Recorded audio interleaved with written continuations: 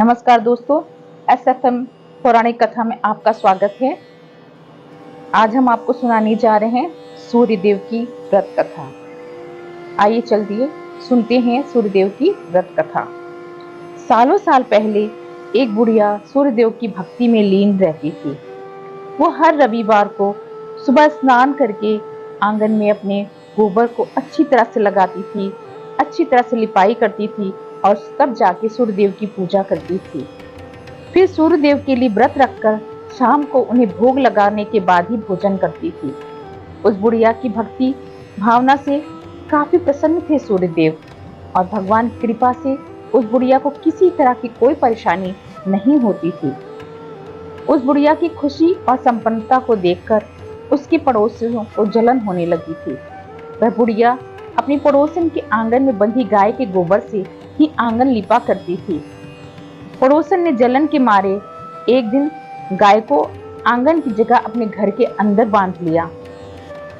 अब अगले रविवार को सुबह बुढ़िया को सूर्यदेव की पूजा करनी थी और गाय का गोबर उसको नहीं मिला, जिस कारण वे सूर्यदेव की पूजा नहीं कर पाई और पूरे दिन खुद भी भूखी रही। रात में सूर्यदेव उस बुढ़िया को सपने में आए और उससे पूजा ना करने और भोग ना लगाने का कारण पूछा। जवाब में बुढ़िया ने बताया, घर के आंगन को लीपने के लिए गोबर नहीं था, इसलिए पूजा नहीं कर पाई। पूजा नहीं की तो भोग भी नहीं चढ़ाया। बुढ़िया की बात सुनकर सूर्यदेव उससे कहते हैं कि मैं तुम्हारी भक्ति से अति प्रसन्न हूँ, इसलिए मैं तुम्हें एक गाय दे रहा हूँ, वह तुम्हारे घर को धन से भर देगी। ये कहते ही सूर्यदेव उसके सपने से चले गए। अगली सुबह बुढ़िया की आंखें खुली, तब वह देखती है उसके आंगन में एक सुंदर सा गाय और बछड़ा बंधा हुआ है। ये सब देखकर वह हैरान हो गई। उसे सपने की वो बात याद आई। उसे सूर्यदेव की कृपा समझा और गाय को चारा देने लगी। बुढ़िया के आंगन में सुंदर गाय और बछड़े को देखकर पड़ोसन को जलन बढ़ गई। कुछ देर बाद जब बुढ़िया घर के अंदर जाती है तो गाय सोने का गोबर करती है। ये देखकर पड़ोसन चौंक जाती है और उस गोबर को उठाकर अपने घर ले जाती है और अपने गाय के गोबर को उसने आंगन में रख देती है। यह सिलसिला कुछ दिनों तक चलता रहा और वह पड़ोसन धनवान हो गई। इधर बुढ़िया को किसी बात की कोई खबर नहीं थी, क्योंकि वो सूर्यदेव की भक्ति में खोई रहती थी। उधर सूर्यदेव को उस महिला की हरकतों पर काफी गुस्सा आया। उनके गुस्से का कारण धूप काफी बढ़ जाती है, जिस कारण बुढ़िया गाय और उसके बछड़े को घर के अंदर बांध देती है।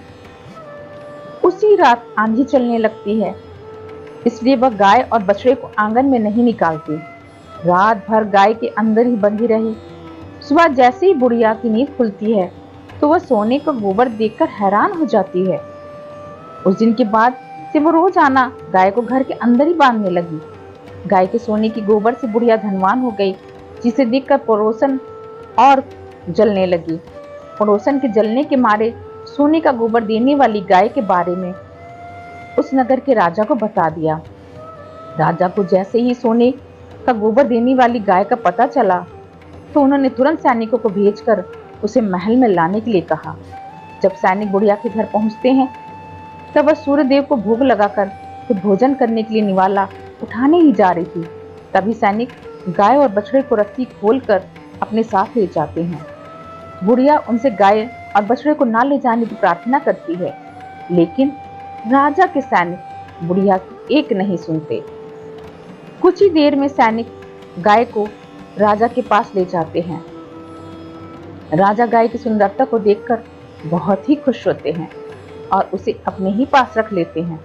गाय व बछड़ा की जाने के गम में बुढ़िया बिना खाए पिए पूरे दिन सूर्य से गाय और बछड़े को लौटाने की प्रार्थना करती है।